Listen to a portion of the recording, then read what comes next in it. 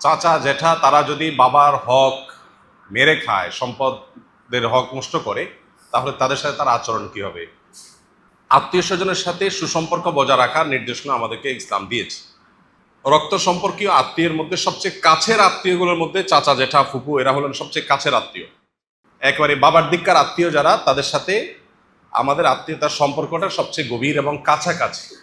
অতএব চাচা জেঠা ফুপু তাদের সাথে সুসম্পর্ক বজায় রাখতে হবে এবং যথাসম্ভব তাদের সাথে সম্পর্ক ছিন্ন করা যাবে না। এখন প্রশ্ন হলো, তারা যদি আমার বা আমার বাবার হক মেরে খায় তাহলে আমি কি করব? ডেফিনেটলি তাদের চাইতে আমার বাবার প্রতি আমার দায়বদ্ধতাটা বেশি। অতএব বাবার হক মেরে খাওয়ার কারণে আমি অবশ্যই তাদের প্রতি আমার কষ্ট থাকবে, সেটা খুবই প্রাকৃতিক, এবং দুঃখ থাকবে, সেটাও খুবই স্বাভাবিক। কিন্তু অ্যাট দ্য সেম টাইম তারা আমার রক্ত সম্পর্কীয় আত্মীয়। এই জন্য তাদের ওই অন্যায় কাজের প্রতিবাদ, সেটার বিহিত প্রতিকার, এটার জন্য আমার চেষ্টার পাশাপাশি তাদের সাথে সম্পর্কটা ছিন্ন না করে সম্পর্কটাকে টিকিয়ে রাখার চেষ্টা আমাকে করতে হবে। একটু কঠিন, একটু জটিল। একদিকে আমি আমার প্রতি, আমার বাবার প্রতি করা অন্যায়ের প্রতিবাদ করব, সেটার বিহিত চাইব, আবার অপরদিকে তাদের সাথে সম্পর্ক ছিন্নও করব না। এই জায়গাটাতে আমাদের থাকা দরকার, এবং এই জাতীয় জায়গায় এই উভয়মুখী আপনার প্রচেষ্টা, এটা একটু কঠিন হয়, কিন্তু এই কঠিন কাজটা করার চেষ্টা করা আমাদের দরকার।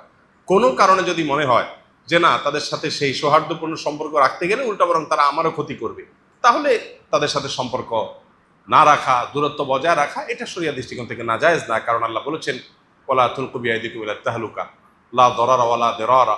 নবী আলাইহিস সালাম বলেছেন, এই জন্য আপনি ধ্বংসের দিকে, ক্ষতির দিকে নিজেকে ঠেলে দিতে হবে না। আত্মীয় আপনার ক্ষতি করবে, তারপরেও যেতে হবে, নট নেসেসারি। তবে বাবার সাথে যদি দূরত্ব হয়ও, আমি চেষ্টা করব আমার সম্পর্কটাকে স্বাভাবিক রাখার, এবং একই সাথে সুযোগ থাকলে অন্যায়ের প্রতিকার চাওয়া, দুইটার মধ্যে সমন্বয় করার চেষ্টা করবো। আল্লাহ আমাদেরকে তৌফিক দান করুন। কোনো ভাইকে দাওয়াত দেওয়ার ক্ষেত্রে কিভাবে দাওয়াত দিলে তিনি আমার দাওয়াতটা গ্রহণ করবেন, এটা বোঝা একটা গুরুত্বপূর্ণ ব্যাপার।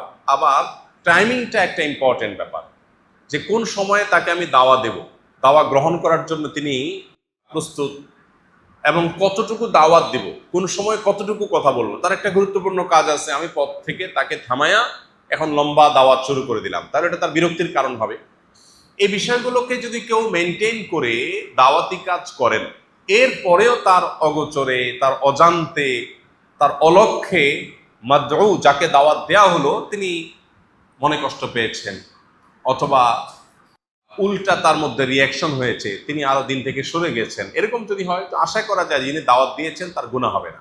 তার যদি ত্রুটি, তার চোখে কোনো ত্রুটি না থাকে, তার জানা মতো তিনি সঠিক জায়গায় সঠিকভাবে দাওয়াত দিয়েছেন, তারপরে যাকে দাওয়াত দিয়েছে তিনি ভুল বুঝেছেন, এরকম যদি হয়, তাহলে যিনি দাওয়াত দিয়েছেন তার আল্লাহর কাছে দায় থাকবে না। কিন্তু লক্ষ্য রাখতে হবে, দাওয়াতটা যেমন ফজিলতপূর্ণ কাজ, এমন দায়িত্বশীলতার কাজ। দাওয়াত দেওয়ার নাম করে আমরা অনেকে উল্টাপাল্টা করি, দাওয়াত দিতে গিয়ে মাদউকে বিরক্ত করে ফেলি, অথবা তাকে আমি বিব্রতকর পরিস্থিতির মধ্যে ফেলে দেই, এটা উচিত না।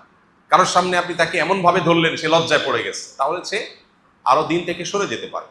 আর হাতে পায়ে ধরার ব্যাপারটা হলো যে আপনি কাউকে নামাজের জন্য, দিনই কোনো কাজের জন্য, ভালো কোনো কাজের জন্য আহ্বান করবেন বিনয়ের সাথে, সে আহ্বান করতে গিয়ে যদি হাতে পায়ে ধরেন, পায়ে ধরাধরি তো আমাদের সমাজে সচরাচর মানুষ করে না, অর্থাৎ জেনে তেন কাজে পাও ধরে না।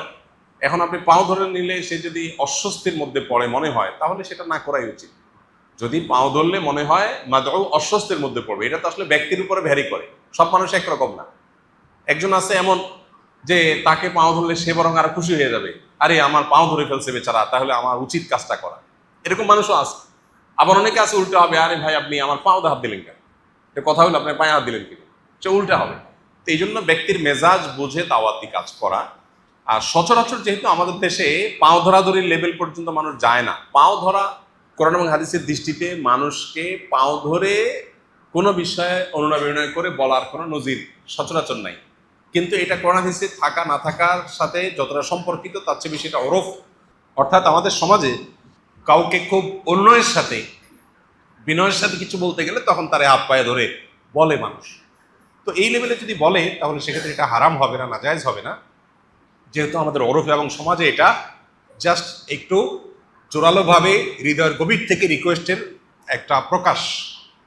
সেই হিসাবে এতটুকু করা যাবে। আসুন্নাহ ফাউন্ডেশন, উম্মার স্বার্থে সুন্নাহর সাথে।